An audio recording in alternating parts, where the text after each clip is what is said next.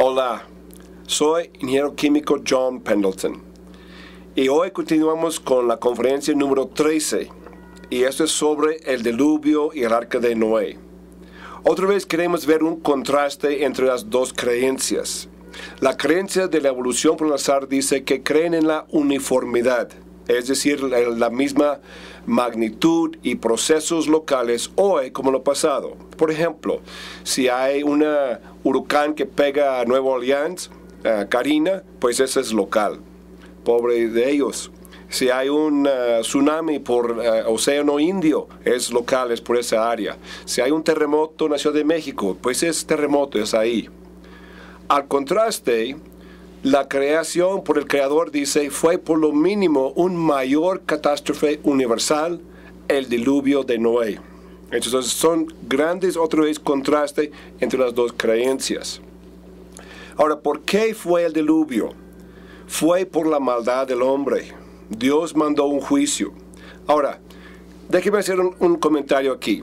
Lo que tocamos de la evolución, sobre todo mayormente biológicamente, lo que es de vida humana, vida vegetal, animal y la creación del universo, eso tiene que ver que Dios es el creador. Si es el creador, es el dueño y Él pone las reglas. En el diluvio vemos a Dios como juez, que Él está juzgando los que no obedecieron a sus reglas, a sus mandamientos. Entonces el diluvio es muy importante y vamos a ver varios aspectos aquí que son muy claves.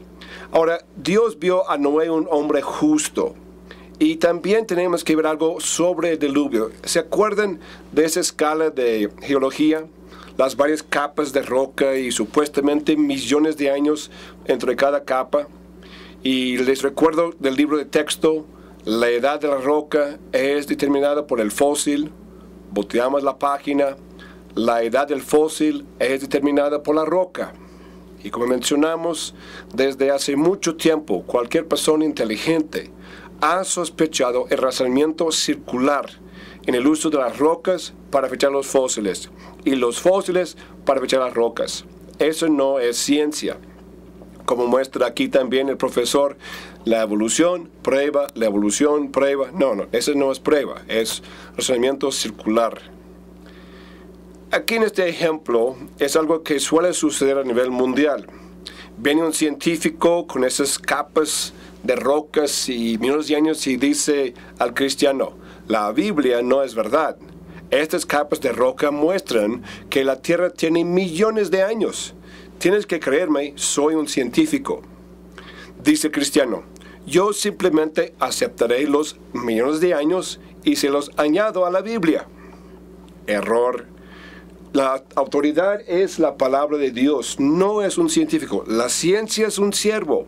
Me gozo estar aquí en el estudio, con esta cámara, estos micrófonos, las luces, lo que tengo aquí de mi computadora portátil, el cañón y tantos aparatos aquí. La ciencia es un siervo, no es la autoridad. La autoridad es la palabra de Dios.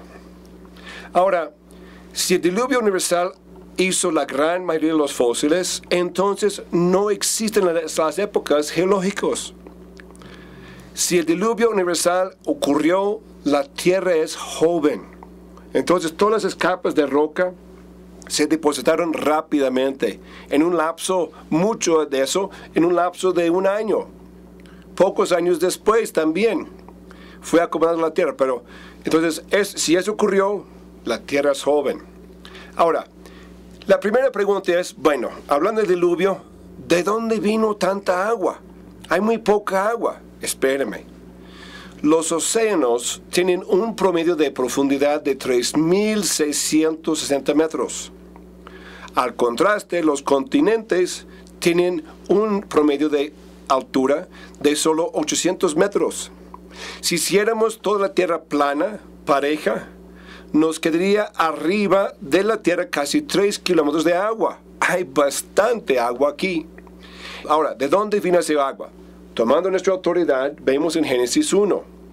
Luego dijo Dios, hay expansión en medio de las aguas y separe las aguas de las aguas. Había dos grupos, dos cuerpos de aguas. 7. E hizo Dios la expansión, y separó las aguas que estaban debajo de la expansión, de las aguas que estaban sobre la expansión, y fue así. Y llamó Dios la expansión cielos, y fue la tarde y mañana el día segundo. Con esta información hacemos este diagrama, que en el principio la tierra estaba con una gran burbuja de aguas. Esas aguas servían varias cosas.